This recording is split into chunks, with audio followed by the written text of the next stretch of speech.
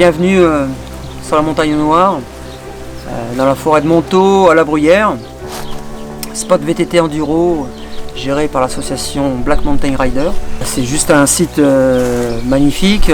Il y a des spéciales variées déjà, dans des styles différents, axés quand même beaucoup sur le ludique.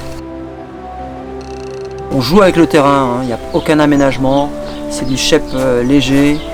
On profite des mouvements du terrain, des vieux chemins existants, des vieux fossés. C'est l'esprit enduro route.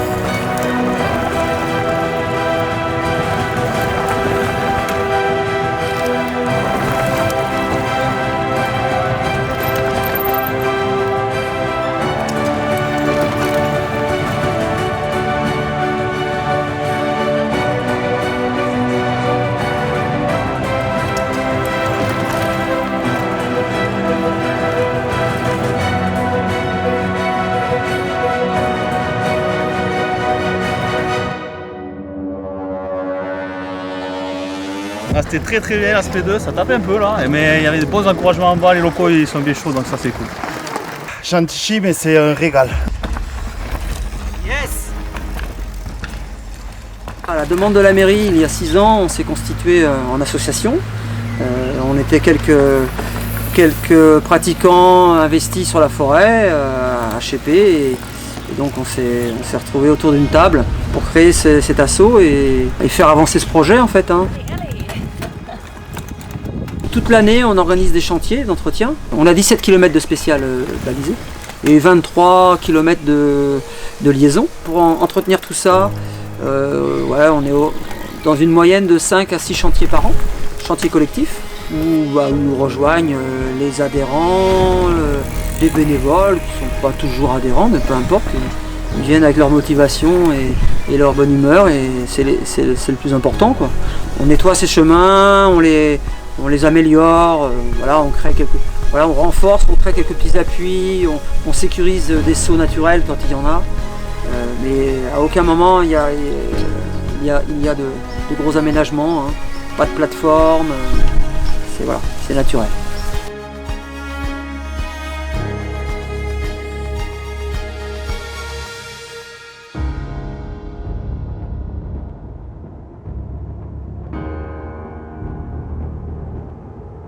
On a à cœur de vouloir officialiser une pratique enduro sur le territoire, de le faire correctement, en travaillant en partenariat avec l'ONF et la mairie de la Bruyère.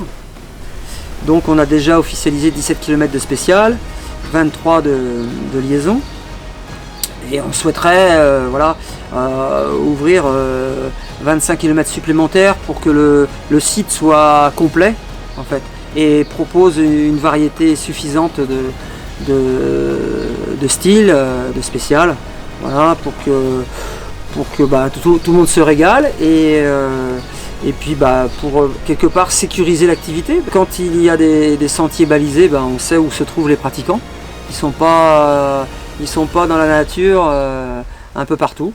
Donc c'est toujours dans le sens d'une pratique endurable, c'est-à-dire une pratique respectueuse de l'environnement, mais aussi des hommes, parce qu'on sait très bien qu'on n'est pas les seuls dans cette forêt, sur cette montagne. Il y a d'autres gens qui pratiquent cette montagne et on est dans le partage. Ça nous fait plaisir de rencontrer d'autres pratiquants, de pouvoir échanger, discuter avec eux, et donc voilà. C'est pour ça que on aimerait bien que ce projet puisse avancer. tenais à remercier les 27 bénévoles qui étaient présents sur la Randuro 2022. Et puis aussi évidemment les 200 participants qui sont venus essayer et goûter le travail qu'on avait préparé pendant 5 mois. Merci à tous. Et puis aux institutionnels, donc la mairie de La Bruyère, nos partenaires qui nous soutiennent depuis le début, 128 avenue, à Castres, la boutique de cycle, Karting Family qui est nouvellement installé à Cocalière, Crédit Agricole, l'agence de La Bruyère. Spéciale dédicace à Thierry de l'antenne Holland Doc MBF.